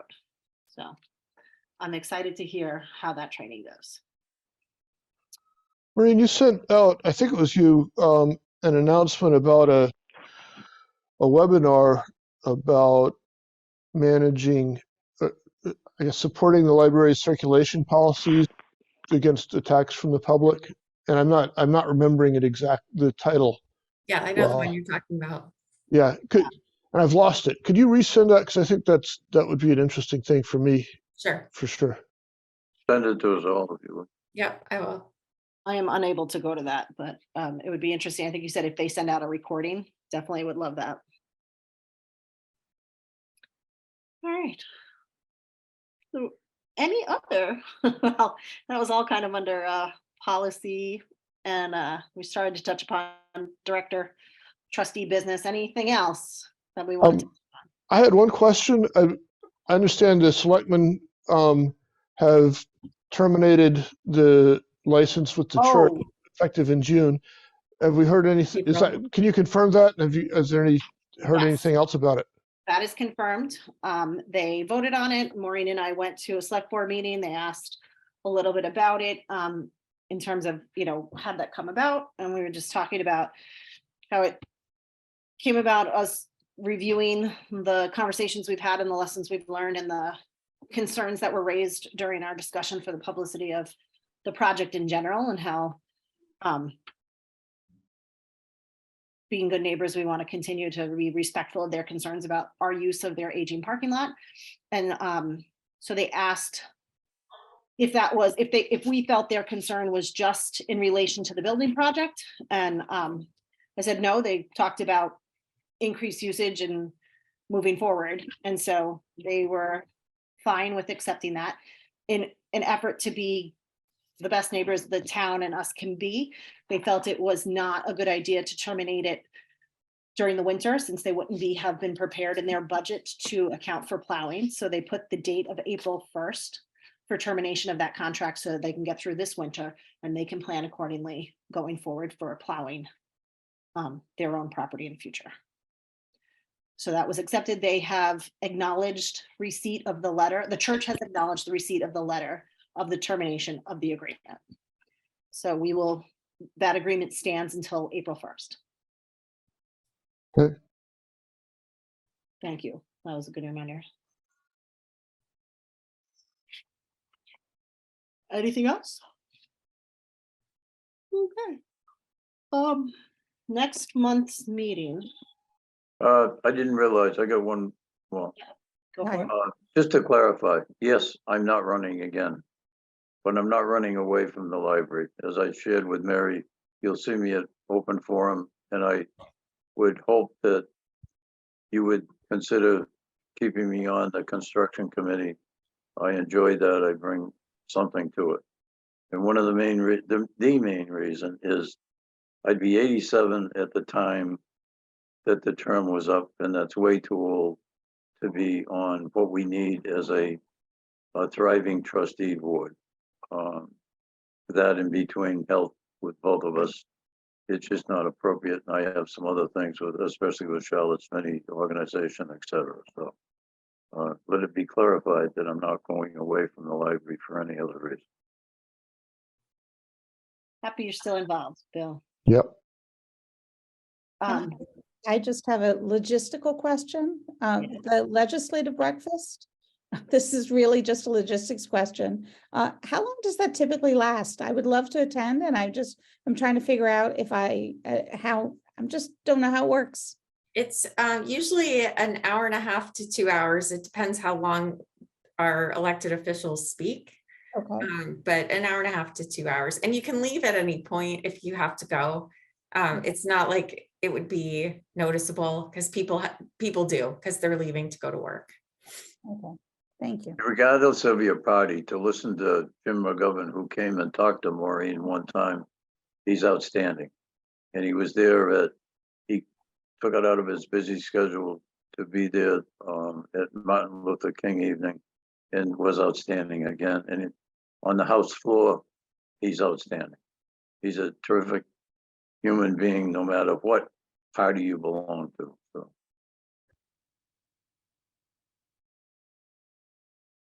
Anything else? Okay. So it is, next month's meeting. I just wanted to check because it does fall during school vacation week. I am around, but I just wanted to make sure that we were going to have enough trustees in case anyone was planning on vacations with their families during that week. It is February 22nd would be our next trustee meeting. I will not be around. I'm here. I will not be around either. I'm here. I'm here. Okay. Going away. I'm here. Okay. So it looks like we should have enough for a trustee meeting. Great. Can So somebody else do the minutes? Anybody ready to volunteer right now? I'll do the minutes. Thank you. I don't mind doing them once in a while.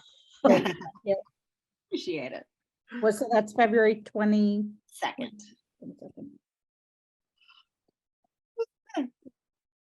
Sorry, it's been a long week. It is 9:05 and I'll take a motion to adjourn. So moved. I'll second. Okay. Let's go down my screen. Deborah, Yes. Kate, Yes. Ed, Yes. Bill, Yes. Jim, Yes. Dot, Yes. Karen, Yes. and myself is a yes. Thank you, everybody. Thank you. Thank you. Thank you. Thank Take you. care, everyone. You as well.